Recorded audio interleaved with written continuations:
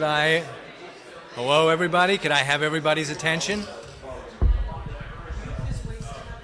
Could we quiet down, please? Thank you. Welcome everybody to the April version of the Town of Philipstown Conservation Board. I'd like to call the meeting to order. And the first order of business is the minutes from, not March, because we didn't have a meeting, from February's meeting. Has everybody had time to review it? Do we have any changes or comments? If not, I'd like to have a motion to accept the minutes. Okay, a second. All in favor? Aye. Okay. Second, we had gotten some correspondence from Badey and Watson, who's the agent for Magazzino, which they're withdrawing their application for a wetland permit. Okay, so next, let's go to Anderson and Mahon on 16 Fox Hollow Lane.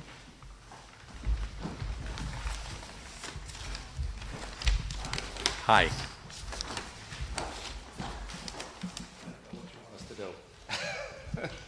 Okay. You've submitted materials. I myself took a short look at the bridge, and I believe so did Lou. And you, Max, have not at this point. No, nobody. I don't think anybody else from the group has been to the property yet. Right. I've seen it. You've seen it. I mean, I think what's pertinent now is to schedule a site visit. Mm-hmm. And you can have the opportunity tonight too to kind of go over the project and describe it to the board, as well. And then typically after that, we would have the board as a group come and visit the site to discuss the repair. So we have a bridge that. By the microphone, please. There's a microphone.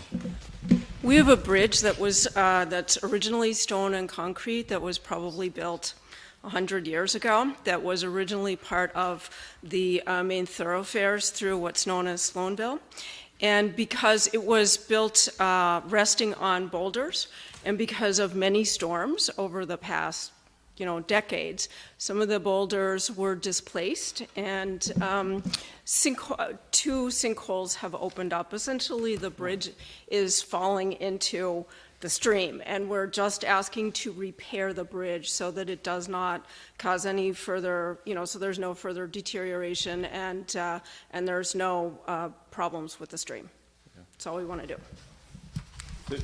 To put a finer point Use the on mic, it, so there's about a 5-acre property. It's divided by Arden Brook.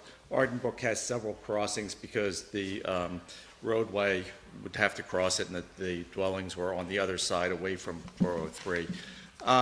This particular crossing gets used by us to maintain the property, but it doesn't generally get used for vehicular use.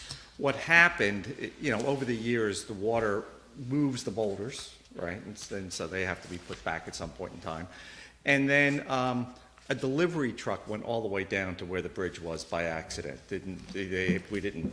We were having a intend it. load of mulch delivered, yeah. and usually they have just dumped right inside our fence line, and somebody backed down, and that displaced. What they seem to have done is they've created enough pressure to create a sinkhole so that you could actually have erosion going there. And then, the bridge needs to be shored up. And so what we want to do is put the boulders back to secure the abutments for the bridge, and then to generally repair the concrete, because the concrete wears out over time too. And so we've gotten a proposal from a contractor, and we're just waiting for permitting. And it's kind of a simple project to simply maintain what's always been there. You had in your packet to the town, you mentioned you'd submitted to DEC and Army Corps for permitting as well. That's what I thought I was supposed to do. Yeah. Have they responded back to you at all? Yeah, DEC has gotten their package, and they told us that we don't have to pay a wetlands application fee because this doesn't appear to be wetlands for their purposes. And so they're going to review it, and but they've acknowledged receipt of it. We haven't heard from Army Corps of Engineers yet. Okay. Yeah. And are you engaging an engineer as a consultant? The engineering Yes. plans are in the package. It was already submitted. That's yeah. that's why, one of the reasons why the package was so big. Okay. Could you tell me who the little well-versed tour guide was? I wondered who met him.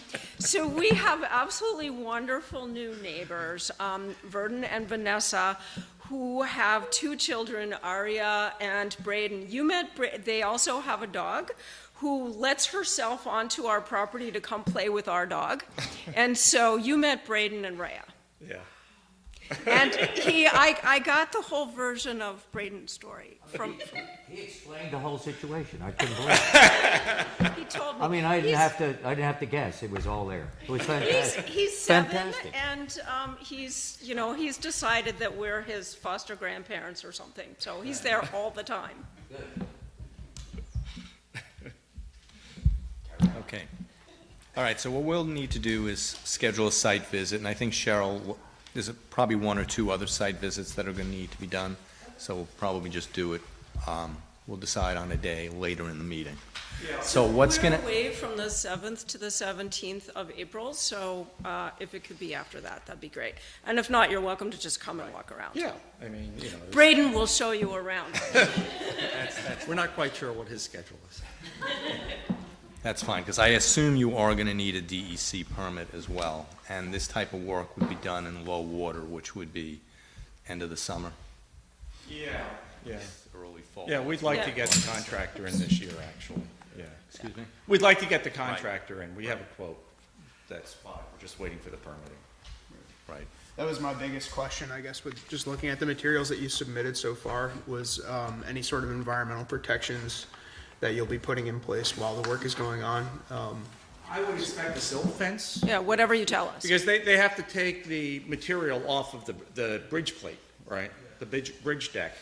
But I don't really think that there's that much else that it needs. Yeah, so I guess when DEC receives everything and they provide their comments, we can come to some sort of an agreement.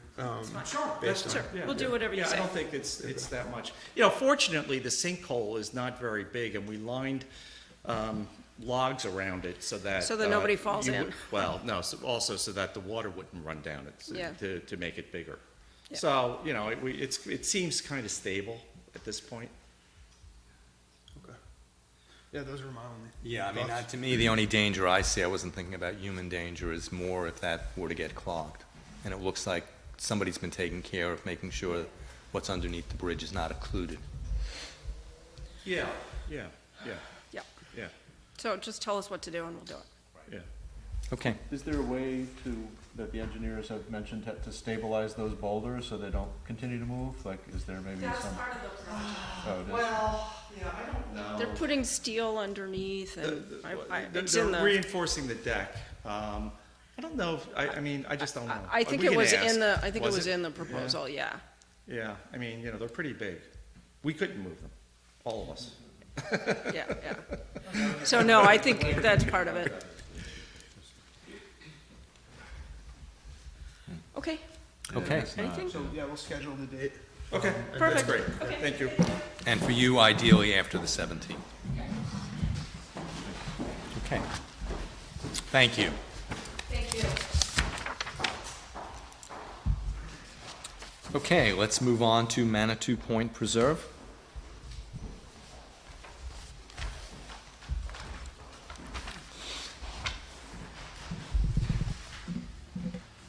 Hi, James from the Pond Connection. So we submitted an application to the DEC to use a machine called a Marsh Master. So it's an amphibious vehicle with a brush hog deck on it. We also have what's called a roller chopper. Think of a 55-gallon drum with blades on it that rolls behind. And the idea is that we're going to mow phragmites in this section of wetland. We have an approved permit from the DEC, so now we're looking for an approved permit from you guys.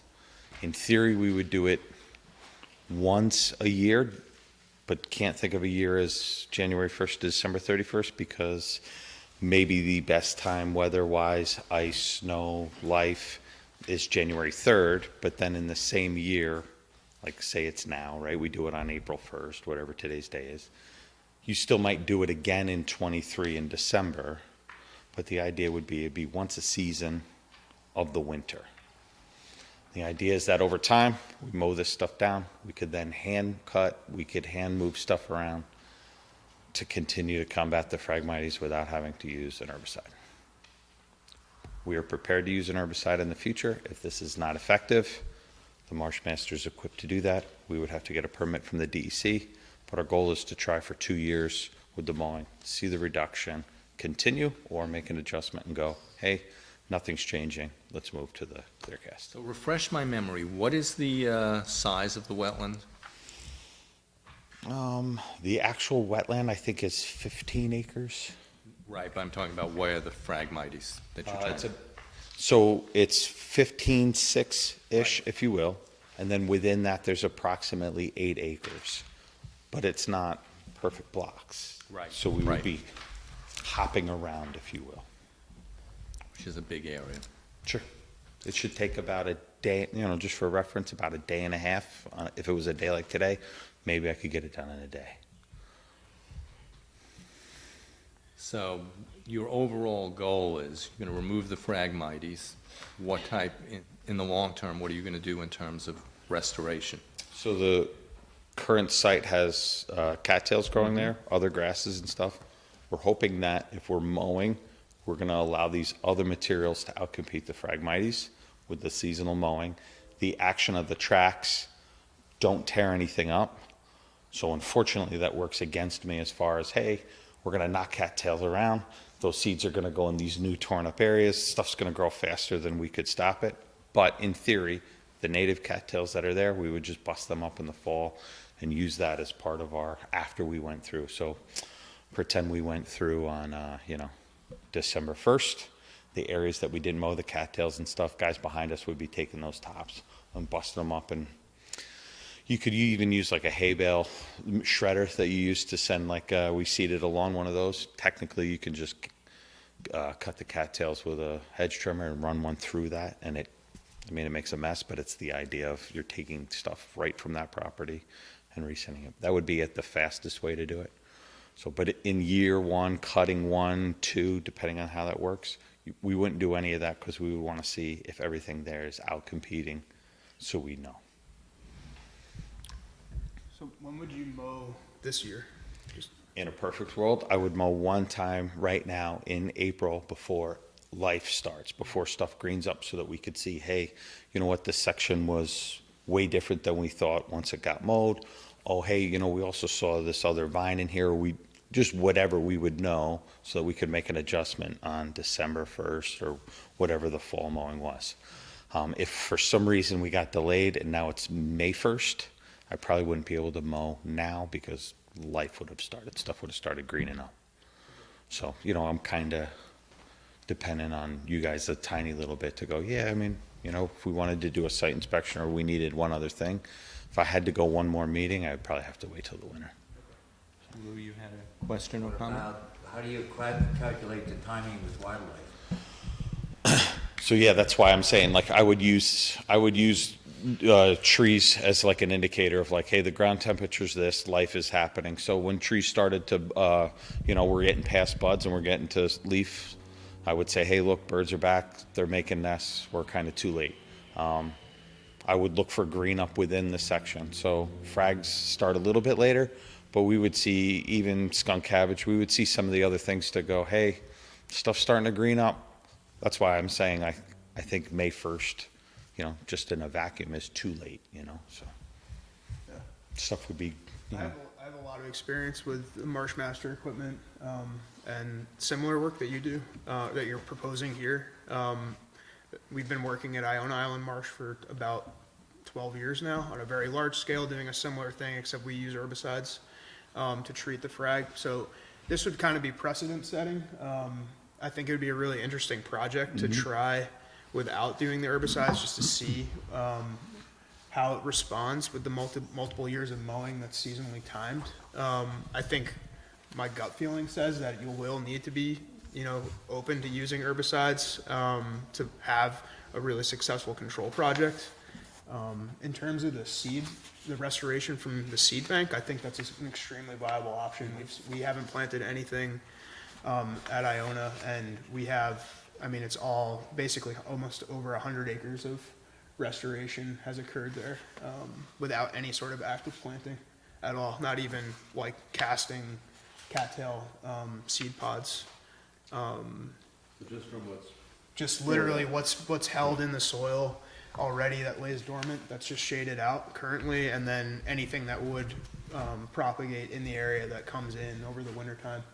And then we as a company do chemical treatment, so it's not even like it's something we're trying to steer away from. It's just the owners wanted to try and do it without first, so let's give it a go, you know. And What are your reporting requirements for the DEC? so they just want pictures, is what it really comes down to. What they want me to try and do is, I don't know if anybody's familiar with the property, but in theory, the road separates a whole nother section. So they're encouraging me to take drone shots, to use both things within a picture to go, hey, look, we did here, we didn't do here. There's our test site right there. It's the same water, it's the same life, it's the same everything. So we should be able to compare, you know, two sections of like, well, this is what happens, this is an unintended consequence, whatever it is. And then from a drone shot, we should be able to see, hey, you did have success over here, but this is worse, or versus just standing at eye level. So even something simple like that, or even just, honestly, I've done a step ladder on top of the boat, on top of the truck, and that's been the angle. But they want pictures. That's all they really want. So I think I mentioned this to you on the phone, and Andy and I talked about it briefly, but south of Manitou Station, or that road there, they actually found native phragmites in that portion of the marsh. Andy and I were wondering if you would be open to potentially doing, taking samples from each of these phragmites polygons, and then if we could connect you potentially with a lab to see if they could genetically identify what's going on in each of those locations. Sure, I If mean, you'd be it's- open to that. yeah, I mean, it should be something that's simple. I mean, if that's a condition, I mean, that's, so I don't know. Even if you cut it, I think this year or whatever, and you take those samples and we can send them to a lab just to see what you guys have in that area, would be really interesting. Yeah, absolutely. That seems reasonable. So. Yeah. So the DEC permit is in place now? Correct. And Okay. I think it's valid for 3 seasons. Right. Okay. We typically only do an annual permit that you renew every year, so it would just need to be renewed. And then I would still like to have that conversation about being open to, if you want to continue the project and expand to herbicide treatment, we would just have to have that conversation again. No, that's, yeah, and again, I mean, it would be a completely different application with DEC. Yeah. You know, it's 2 separate things, but yeah, I mean, it's stuff we've been permitted for in the past. They encourage you to, hey, somebody's actively trying to get rid of frags, so, you know, I didn't have any conditions from them as far as long as it wasn't during, I think they did like May 1st to October 31st, I think was there. Like, don't do anything without a permission, so, for mowing, yeah, Okay. I think so. But there's no additional things, there was no like, hey, you know, there's an eagle's nest, whatever, you can't go, or a tree frog or anything like that, so. So would we have any type of like annual report on like how it worked out for the season or? Yeah, I mean, I should at the very least just share the report that I have to send for the DEC. I mean, I can't see anything that you would ask that isn't already, you know, required, but, Generally, we've been asking for that kind of feedback, right? Yeah, I think the same annual report you'd give to them would, and then if we could, like, come up with some sort of a monitoring strategy for those polygons in terms of taking samples or something, yeah, it seems reasonable. I think that'd be pretty Seems interesting. simple. Because you might have that site is one of the few locations in New York State that actually has the native frag. I'm sure there's the hybrid, it's like hybridizing there, but it's like there and, you know, out near Montezuma, essentially, in western New York, And so. how do you know that it's native? They genetically tested the patch there, so they were, tell otherwise. yeah. Yeah, there's a certain time of year that it grows at a different rate, that if you looked at it, you'd be like, I wonder what's going on over there, that's not 7 feet tall like the other one is, but, I mean, it's a 3-week window, and if you missed it, Yeah, well, and that's exactly what drew everybody to that, that spot, because you can see it from the bridge. So they, like, commuting back and forth, we were like, what the hell's, what's going on there? So, Yeah, I mean, even with the native, which there's not a lot known about, it's still an opportunistic plant, yeah. you know. Yeah, but it would be just good information. Yeah. Right? To say, because then it also sets the precedent of, oh, well, yeah, we're always dealing with an invasive. Oh, well, technically now maybe we're not.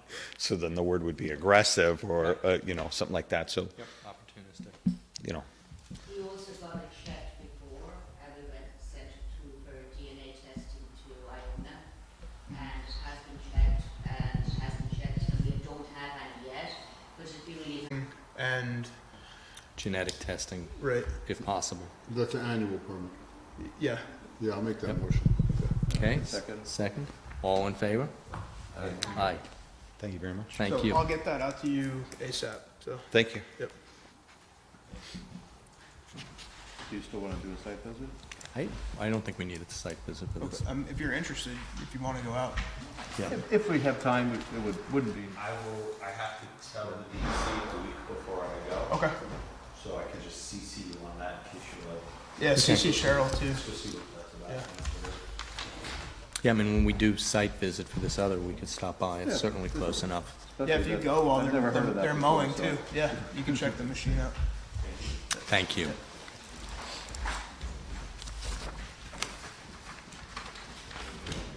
Okay. Boscobel.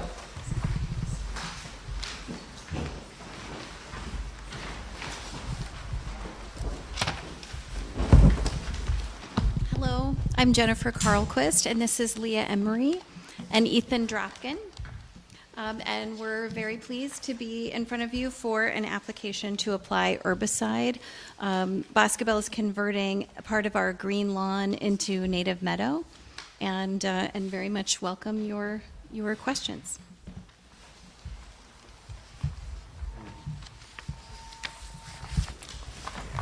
Pull out my plans. We have some copies of the plan if anybody needs a color copy.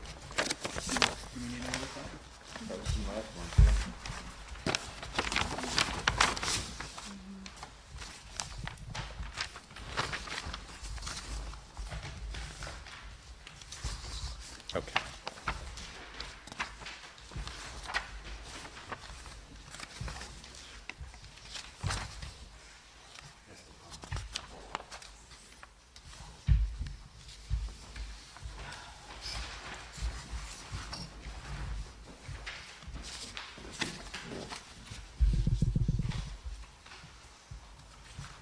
Okay, looking at the map you supplied us, I was not completely clear of where you're plan to apply herbicides or encroach within the pond versus it's more of a planting plan that we have in front of us.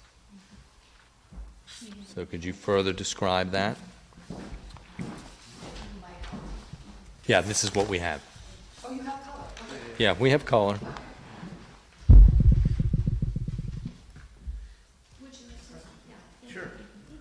So it's everywhere that has a colored hatch. So the gray area close to the house would go unsprayed. That would remain lawn. But anything that kind of is within that white boundary is what would get sprayed. It would not be sprayed in the pond itself, just up to the edge of the pond. I'm still confused. Maybe it's just me or... Okay. Well, Yeah, so why All don't you right. come up? I think I got it. We'll loan you a microphone.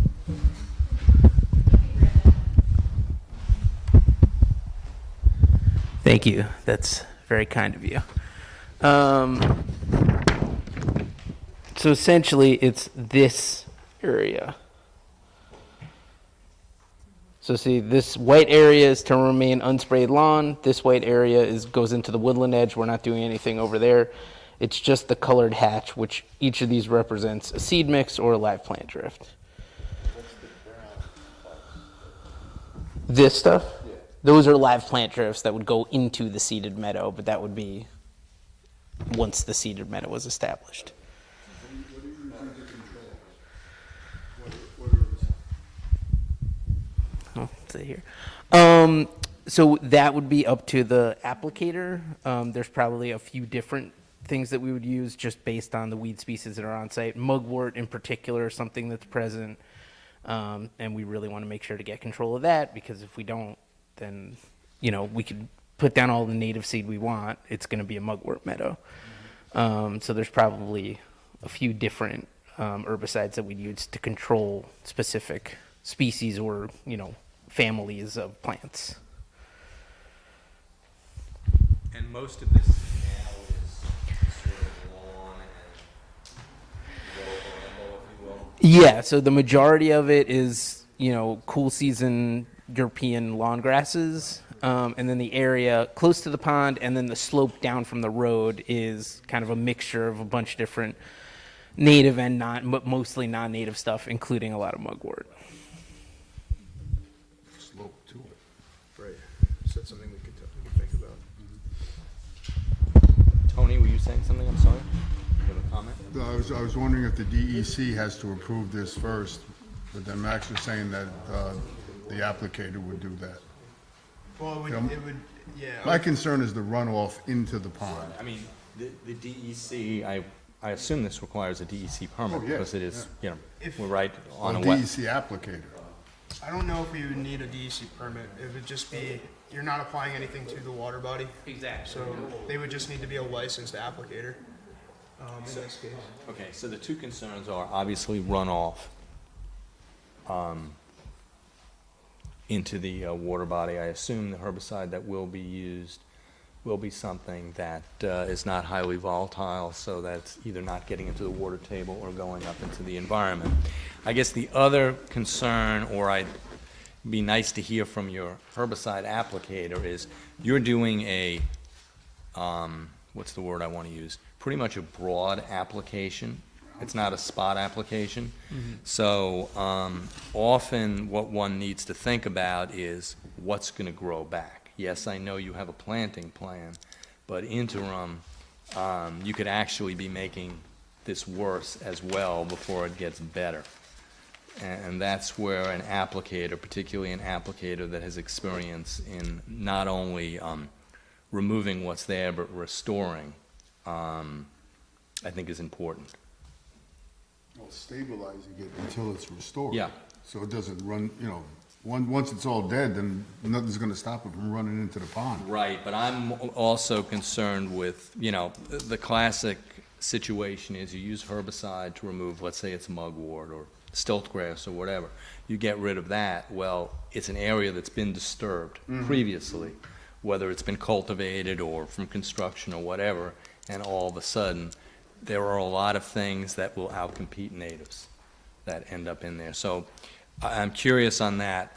So let's step one back a little bit. What's the ideal timing when you'd like to do this?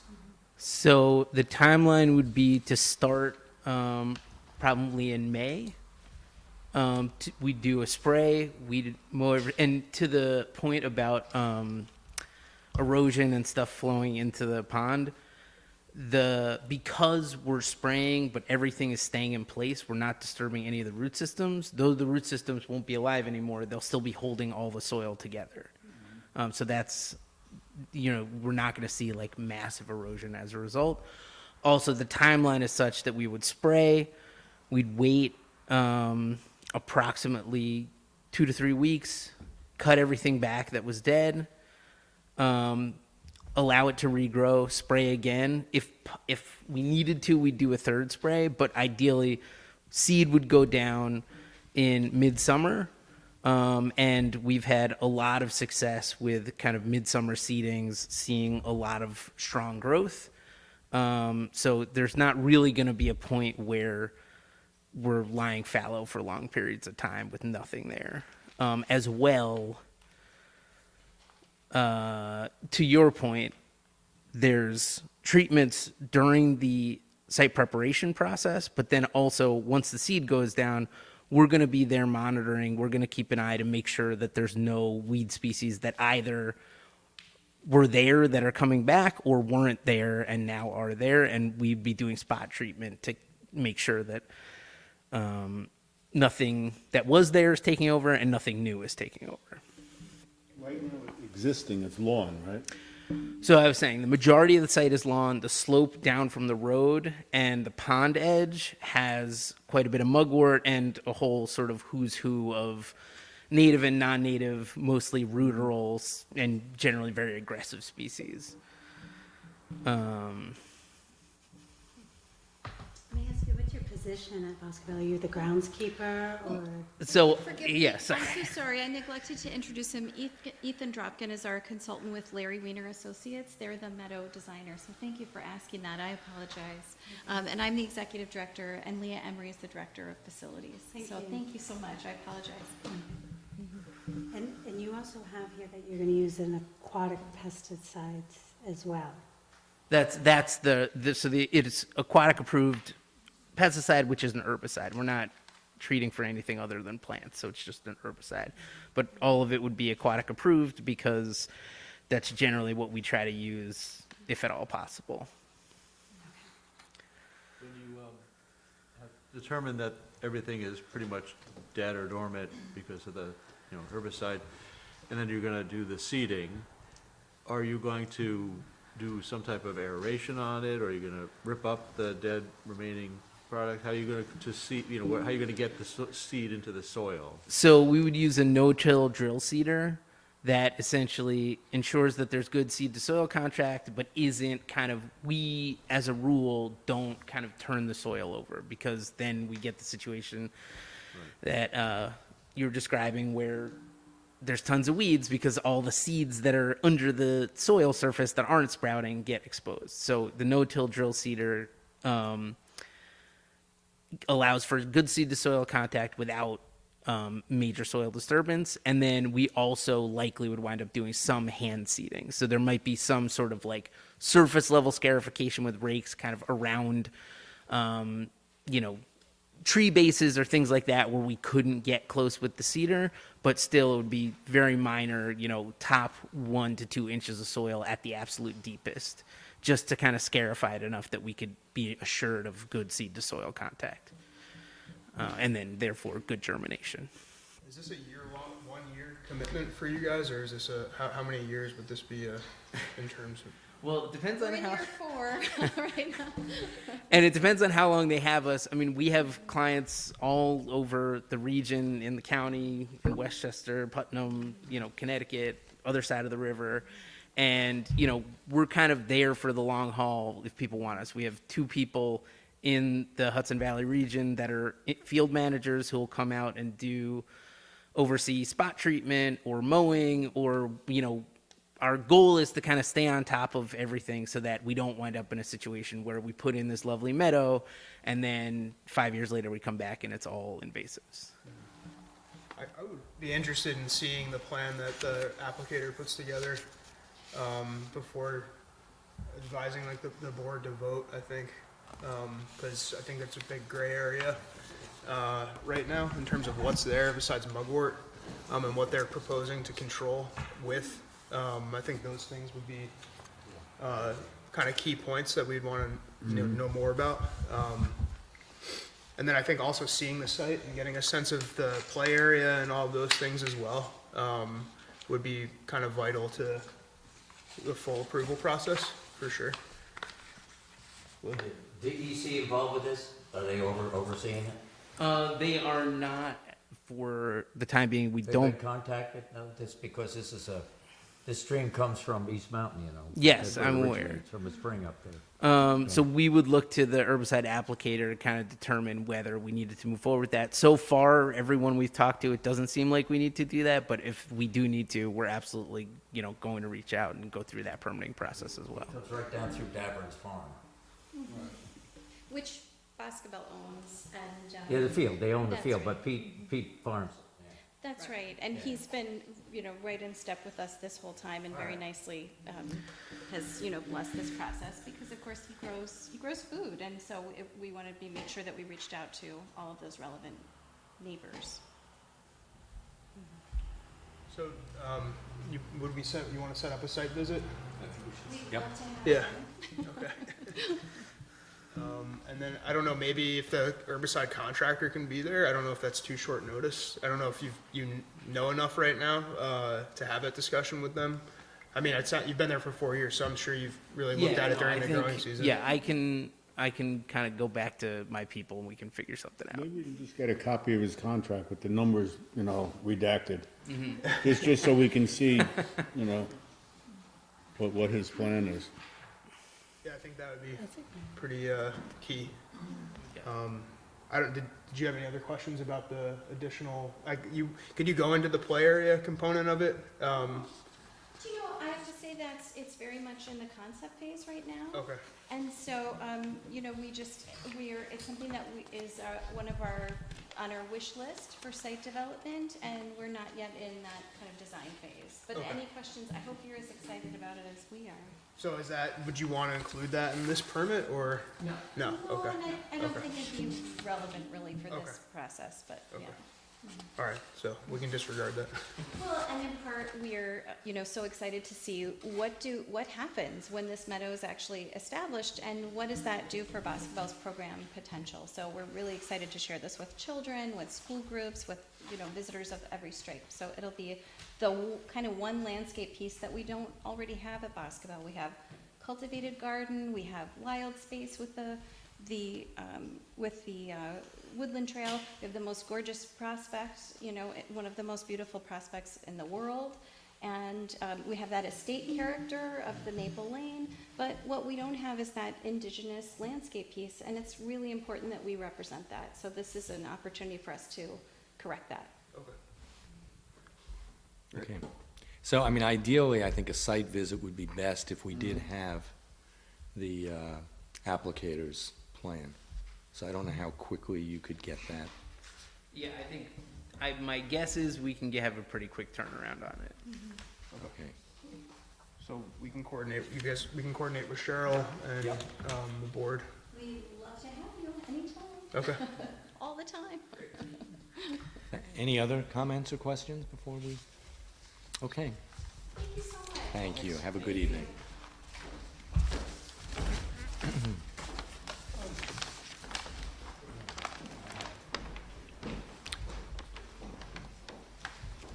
Okay, since I get the last names wrong or mispronounced, we're just gonna go for 168 South Mountain Pass.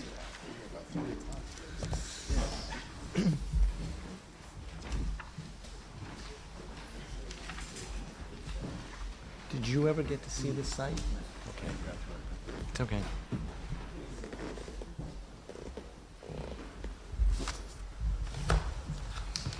Good evening. So we had the site meeting on, I believe it was March 18th. And we've resubmitted with the couple of comments that were raised during that site inspection. I think we moved the septic tank out of the buffer and kind of rearranged the septic to keep more of the septic components out of the wetland buffer. And we've also done some number crunching on the percentages of the addition that was in the buffer and outside the buffer, and what was impervious and existing impervious and all that. So I hope that was helpful. I don't know if there's any other. So as an overview to the board, this is a referral from the planning board, though ultimately where a wetland permit is needed, we would be issuing it with them. Otherwise, our comments are for guidance to them. So I guess everybody but Rob has seen the site. I'm curious of everybody's comments and thoughts. Just a lot of rock. Well, that's Garrison. A lot of rock. A lot of rock. I'm wondering where the drainage is. There has to be some sort of a well-engineered drainage system, Yeah, I mean, we're gonna propose some stormwater to mitigate the new impervious, both in the buffer and outside of the buffer. We're gonna have to propose some stormwater mitigation. for the roof runoff and things like that. You know, we really haven't gotten into the stormwater aspect until we, you know, get a better idea of where we're going with, because it's all, you know, it's all numbers. It's a numbers game to do the stormwater. So, you know, if we have to move things around, you know, I want to know that before. I mean, I know it's like, you know, you want to know that it's going to work, but you know, I think we're just looking for a little bit more reassurance before we go into full-blown So- wetland, you know, planting plans and stormwater mitigation plans and. I don't want to jump in here, Andy, but could you just put up sheet 3 of 4 if you have that? Just, I think that's a better overview. Sheet 3. If you have it. This is sheet 3. This shows the close-up 20 scale. No, that makes total sense. And that, so can you just kind of point out to the board what we're looking at on this page? I think it kind of, you know, depicts the existing, Right. proposed. So the brown shade are the portions of the structure, proposed structures that are touching the ground. And then there's basically, and then there's a portion here, which is most of what we're doing. And then we have a portion here, which is indicated, illustrated with the dash, that's sort of elevated. That's the second story elevation here. So all this, you know, so all this is gonna, this portion here is gonna remain the natural grade, and we got the support structure here, and then the rest of this hatching is decking or patio that we're going to be. Most of it's already, a lot of it's already. I want to say a lot of it's already there. I would say most of it's already there. We're just sort of redoing it to work with the so wood decking. That would work with the new with this first floor here, and to sort of redo the outdoor space that they're looking to incorporate, and also and then the lighter hatching here are is the house and the pool that are to remain. So that's sort of the hatching. Yeah, most of the work on the wood is just refurbishing because it's rotting.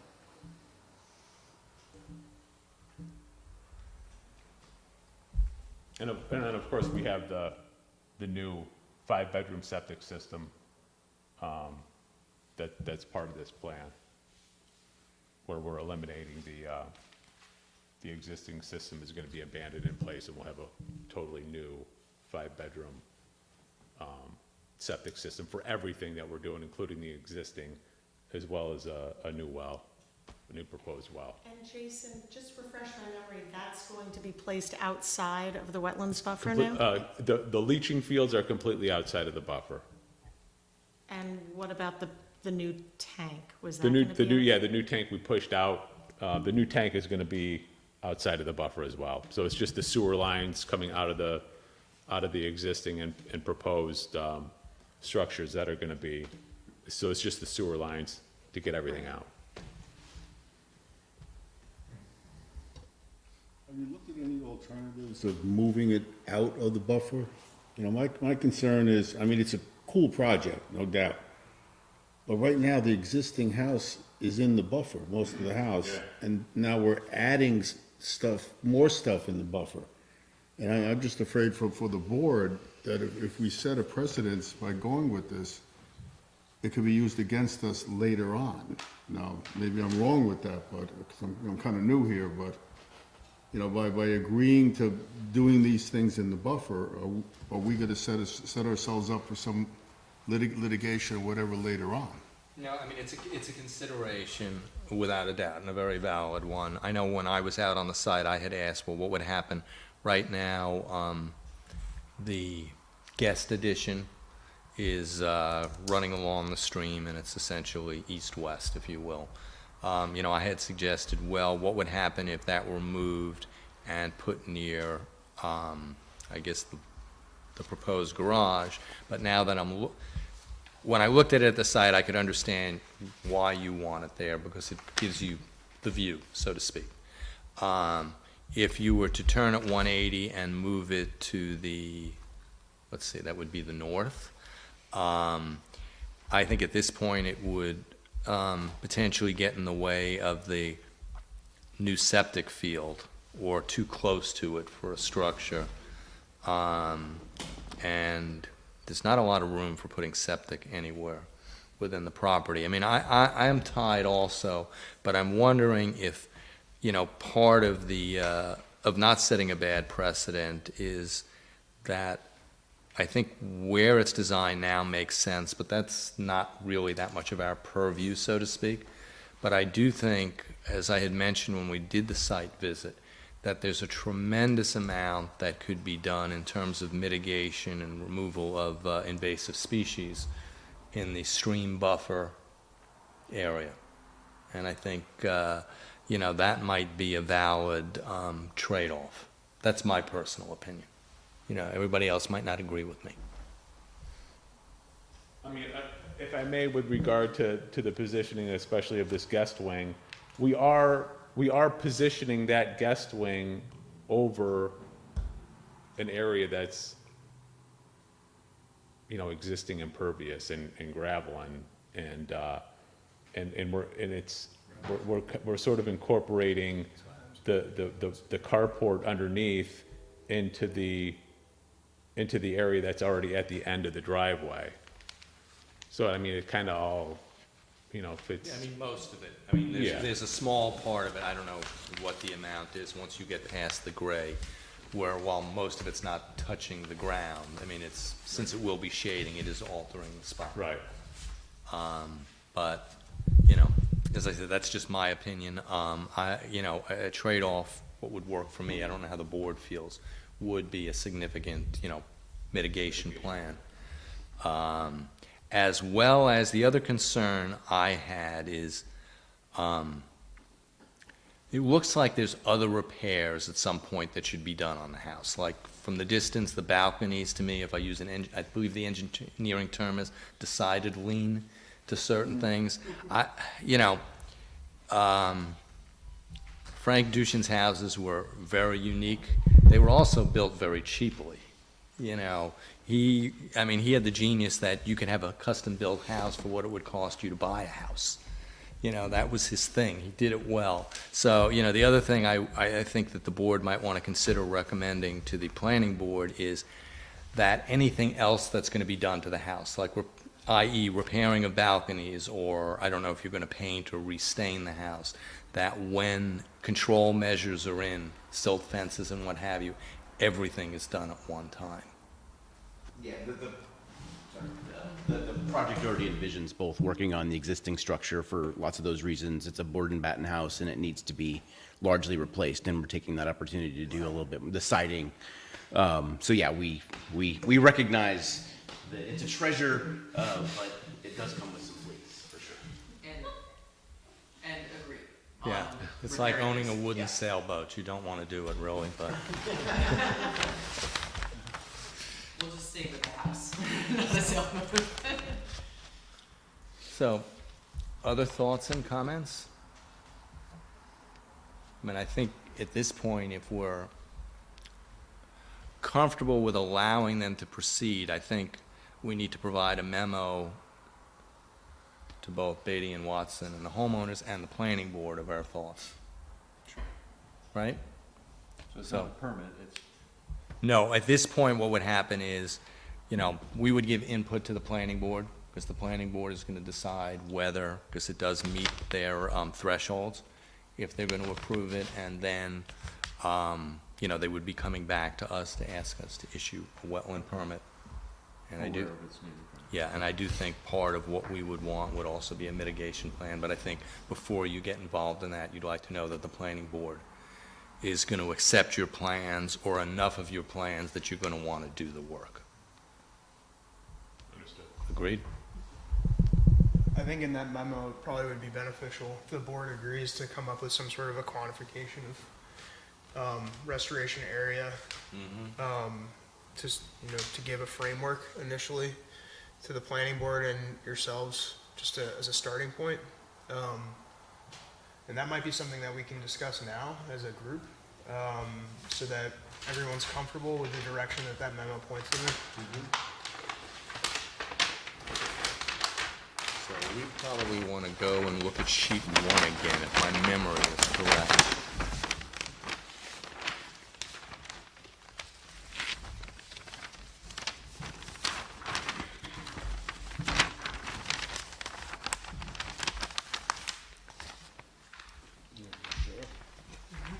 So, without doing field work, it's hard to, guess on paper, but the stream and where the slope is more moderate coming off of South Mountain Pass, Like in here? yeah, appears to be filled with all types of invasive things that should not be there. There's also a lot of runoff that comes off the road. You can see it at the end of the driveway on the left-hand side. That's, all that stuff is pushing down there. That's nothing that they did, but it's coming off the road. You can see all the item number 4 is winding its way down to the stream.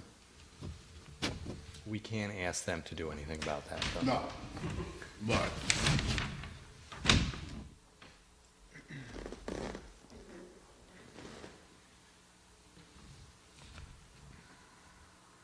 So, I mean, maybe something we could do is decide on a focal area. I mean, we could say the stream corridor bounded by the property lines is where we would be focusing. It's probably not. Is the buffer to the south marked on the plans, meaning towards South Mountain Pass? Yeah, there's a. No, towards South Mountain Pass. Yeah, over here? Yeah, so go ahead, follow it down. So yeah, this is all, Okay. there's flagging all along the south part of the stream. Or on the I see it other now. side of the stream. Yeah, I see it now. So the green, that little, and the buffer is, so that's all, basically that white is in the buffer there. This is outside of it, but if we need to do something there. But yeah, all this is, all this white is, There's a lot of rock trees here. I think when you're thinking of invasives, at least from my perspective, it's the wineberries and the other stickler ones that look similar. Like, I think those are focally here, honestly, from just a visual from the house, would be honestly where I would focus the efforts, because you can see them, they're all brown right now. So you look out and you go, that's kind of where they're at. If anybody wants to come over and, narrow that in or whatever, but I can, since I walk the dog around here all the time, I looked down at it all, and I saw it today, and I thought, yeah, that's the section that I'm sure would be interesting to try and fix up. Yeah, I don't know if on paper we can quantify an area. But the steps you're looking at is obviously you want us to let the planning board know that we're not potentially against this plan, right? I'm trying to put it politely, right? Okay, so with that, then, I think one of the things we'll tell them is that, we're going to require a mitigation, we'd like to require a mitigation plan. And I think then, and things will be leafing out in the next month, we can begin to decide how large an area it should be. Right. Yeah, I mean, and that can be established too, using the calculations that they put together in terms of what they're proposing to the additional impervious area, or, however we want to quantify that. Because the footprint of the house and other structures is significantly increased. Or the disturbance, the area of disturbance maybe, for Yeah. all of that, not Yeah. necessarily what it winds up Right. being, but beyond that that would during be a major construction. thing, right? Not a minor? Yeah, Yeah. yeah. And we have that number, right? We have the total area of disturbance within the buffer. correct. Okay. So maybe we can reference that. Yep. So X amount of square feet within, some general area, or we can just reference. Okay. So a mitigation plan that tackles both invasive species and plant reestablishment Yep. through planting. Okay. Through planting or It seeding. feels like bolstering the health of the stream area would be a priority. Yeah. Mm-hmm. Yeah. Yeah, I agree. Sorry, you mean basically right along that, yeah. Yeah, doing some sort of a mitigation plan where you're taking out invasives there and you're, Yeah. replanting to establish a more healthy stream bed. Yeah, I mean, we could, even doing something similar to what we did with the Welcome Homes properties with the, native seed mixes and for the septic areas and, well mowing in those areas, places like that too, we could take advantage of. Yep. On the property. So I think there's a lot of potential.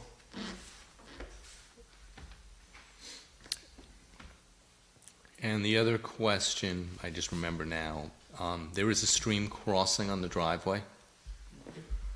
Right. What is the condition of it? It's a pretty solid steel corrugated culvert, I believe. Yeah. Yeah, we've Right. never had any issues with it. Yeah. I mean, it's got proper coverage, cover over it. It's, So there's no plans to do anything to it with all the construction vehicles and what have you? no. Okay. What are you getting at? Trying to right size it for better flow? Yeah, as well as if it had to be changed, then I'd like to see an open box culvert. Yeah, we haven't had any issues there.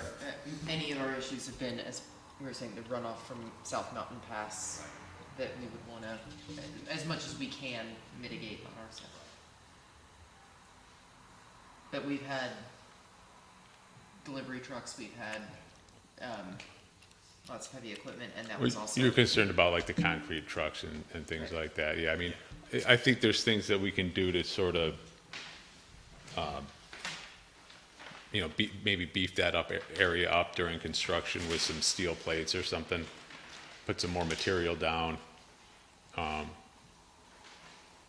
Put some more material down over the top of the culvert and with some steel plates or something like that. But it was also, this area that was also shored up when the residents in 2008 put in the pool and did the construction then.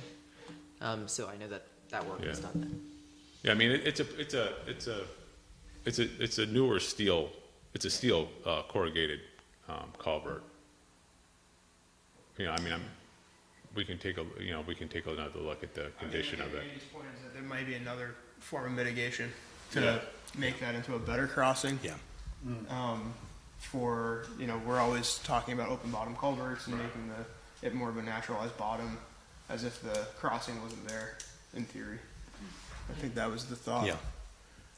Maybe as like a mitigation. I don't know. I guess if there's the,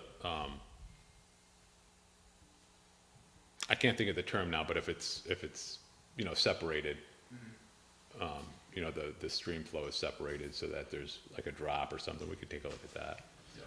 Okay. Or maybe we can, maybe there's something that we can do to mitigate that if there is some type of differential where we can mitigate it using the culvert that's there. Because even if we did a new crossing, it's still gonna be, quite a bit of disturbance associated with that, even if it is a natural bottom, so. Yeah. Yeah. Yeah, I'm trying to remember what it actually looks like now, but I think it does have but underneath, the stream still goes underneath that. It's almost if it just gets too high that it has a flow through. But the stream actually does run kind of under that whole crossing today, if I'm not mistaken. We'll look and check. But we'll take a look at It's it. like the water is sort of directed into the tube and back out of the tube. Like, it only happens if it gets really rushy, and that rarely ever happens, that I don't remember it ever happening, honestly. So, I could be wrong on that, but. So is it like an elevated corrugated pipe? Yeah. So maybe that would be something that would be interesting Right. to look into. Yeah. Because for us, like the concept that we're talking about is having an established connection that essentially creates no barrier at all for like animals or wildlife could be able to cross underneath as if that stream was completely unimpeded. Basically like that. Yeah. So The the stream runs fact down that, the middle. the fact that the water level has to get high enough to go through is what we could correct and could be a mitigation measure, because ultimately that, would allow for, you know, the flow of wildlife, flow of water, flow of everything through in a more normal fashion.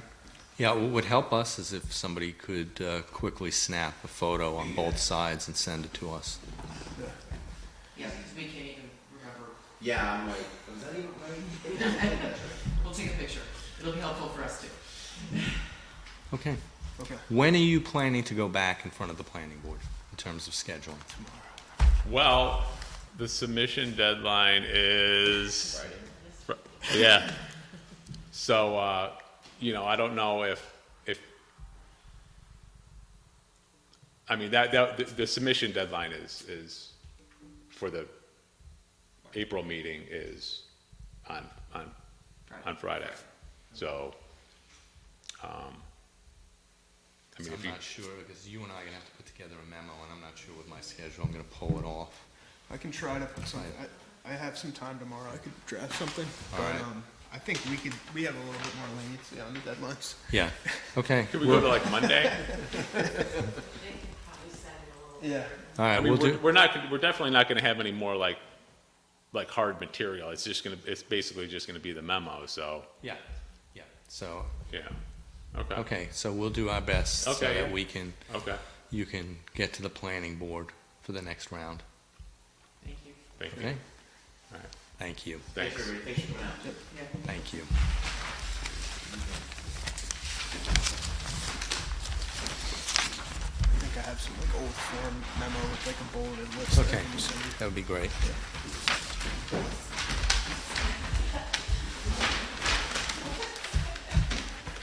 Don't we still have to deal with the stormwater and all that stuff? Yes, too? that'll come. Yeah, all we're doing in the memo for this is essentially that we think that the project is approvable, a few ideas on what we would like to require as the Conservation Board, and that, you know, which will be, for instance, like, you know, stormwater management plan and so on. Replacing 30-something trees or 40 Yeah, trees? mitigation, yes, exactly. Oh, Yep. okay, so this is. This is preliminary, this is, Okay. because their next hurdle is they have to get, you know, the planning board needs to move forward to say that this is, you know, reasonable, or not. What I'm assuming is happening with that culvert, and I've seen it before with the culverts there, but the water just found its way under it, Yeah, it's you know, and it's just Which- rolling under it, Which is a reason to probably rebuild over the it. box. Yeah, okay. The one correspondence that was probably put in the package for the March meeting that we did not have, and I wasn't here, was, I believe we had given you a communication from Steve Gava, the town attorney, in terms of his opinion on steep slopes and the application on King Dock Road. So, because we will, most likely that will be in front of us next month. So essentially, Mr. Gava's thoughts is that we should be looking at steep slope disturbances and how they would negatively impact either the wetland buffer, the wetland itself, or the watercourse buffer. Which, while we were probably focusing a little bit more on steep slopes period, I think it really comes down to very much the same thing in terms of our concerns. And Max and I did put together we'll call it a checklist or a punch list of what we're requiring in the way of plans from the applicants. So we'll see where we go from that. And you guys had that punch list in your packet, This one, that's Yeah. what you're referring to? Yeah. and he didn't respond to that in full, right? That was in the March meeting? Yeah, there was response that most of it will be done in a verbal communication. He had discussed with me that instead of redoing the entire septic, there would be they're thinking of proposing a one-bedroom septic for that addition. And I asked where would it be, and I was told, well, it would be within the wetland buffer, and I said, come up with an alternative. So there would be two septic Yeah. tanks in the wetland buffer. Yeah, and I then. said, you need to come up with an alternative, because I just don't think that's gonna fly. So, So according to Steve Gaba's memo, Mm-hmm. the application is currently incomplete before us. Yes. And there's still some thinking that this the area of disturbance may be over 2,000 square feet. it's possible, I mean, we'll get to that, and then we'll decide. I have a feeling it's gonna end up not necessarily being that, but I was very clear with the applicant that a civil engineer needs to be engaged in this and provide this material The to us. calculations. Yeah, Absolutely. we can't just take somebody's word for Yup. it. Confusing. Yeah. Yeah, no, it needs Well, to it's come, very complex. it needs to come from a civil engineer. So Okay. several meetings, I asked for alternative designs as a consideration that would pull at least the bedroom into that patio area, and each time he's decided that it's not necessary. But, I mean, our purview is to ask for alternatives that take Yes. it out. Yep. So, to me, that one has still not been met as well. So, theoretically, we will have plans that are prepared by an engineer and, where necessary, an architect, and then we will decide what we need, what alternatives, Okay. and we'll go from there. Okay, But there's no reason to waste the applicant's time unless they provide the criteria on Yep. this memo, Yep. right? Yep. So they don't need to show up next month unless they've got Right. this checklist complete. right. And we will get plans beforehand, and if for some reason, which I'd like to think won't happen, that, Max and I think they're grossly inadequate, then we'll let the applicants know. We'll let you know.